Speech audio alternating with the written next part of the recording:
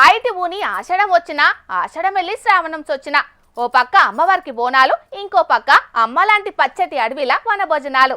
బోనాలు కొసాకరికి వచ్చినాయి గాని వనభోజనాలు ఇప్పుడిప్పుడే చాలనే. పల్లెటూర్ల పబ్లిక్ ఏమో అడవి బాట పడతాండ్రు, సిటీ పబ్లిక్ ఏమో పార్కుల బాట పడతాండ్రు. పచ్చటి చెట్ల నర్మ పొయ్యి ముట్టించి కూర బువ్వ వండుకొని తింటే ఆ మజానే వేరు. పాండ్రి మరి అట్లా పోయి వనభోజనాల సంబరాలు ఎట్లా సాగుతున్నాయో ఓ తాపు చూసేద్దాం. చూస్తారు గదా, టెంట్లు వర్షిండ్రు, కింద గ్రీన్ మ్యాట్ వేసిండ్రు, కుర్చీల భారతమాత ఫోటోను నిలబెట్టి దేశం చల్లగుండాలని మొక్కులు పెట్టిండ్రు. అటెంకా చెట్లు నాటుడు, నాటిన చెట్లకి పూజలు చేసుడు, అన్నప్రసాదాలు సమర్పించుడు. మా గొప్పగైందనుకో రాదుండ్రి మైబాద్ పట్నంలున్న జామండ్లపల్లి పార్కుల వనభోజనాల కార్యం. చెట్లలో కూసోని తెచ్చుకున్న కమ్మటి బువ్వలు కడుపు నిండా తినిపోవుడే గాదు, మహిళలంతా కలిసి 30 చెట్ల దాకా నాటిండ్రు. నాటిన చెట్లకి పూజలు చేసిండ్రు. తీరొక్క తీర్ల అన్నప్రసాదాలు నైవేద్యంగా పెట్టిండ్రు. ఇగాటెంకా మంచి మంచి భక్తి పాటలు పెట్టుకొని కోలాటాలాడిండ్రు అక్క చెల్లెన్లంతా కలిసి మహాసంబురంగా. ఇట్లా ఆటపాటలని ఒడిచినాక ఇక ఆఖరికి అందరకం కలిసి వనభోజనాలు ఆరగించిండ్రు. మైబాద్ మహిళా యోగా మందిర్ ఆధ్వర్యంలో నడిచింది ఈ కార్యం. ఇక ఎంత వనభోజనాల కార్యమైనా యోగా మందిర్ అంటే యోగాసనాలు లేకుండుంటారా?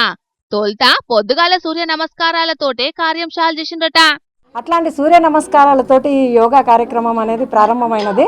ఈరోజు గణపతి పూజ, వృక్ష పూజ కూడా జరిగినది.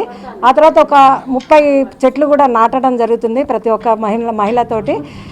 అలాగే శ్రీరామ అనే నామంతో ఇంటి దగ్గర నుంచే, బయట ఫుడ్ కాదు, ఇంటి దగ్గర నుంచే చక్కటి భోజనం తయారు చేసుకొని ప్రతి ఒక్కరు, ఒకరు సాంబారు, ఒకరు పప్పు, ఒకరు పులిహోర అని వృక్షాలకు నైవేద్యం పెట్టేసి ఆ ప్రసాదాన్ని అందరూ స్వీకరిస్తున్నారు.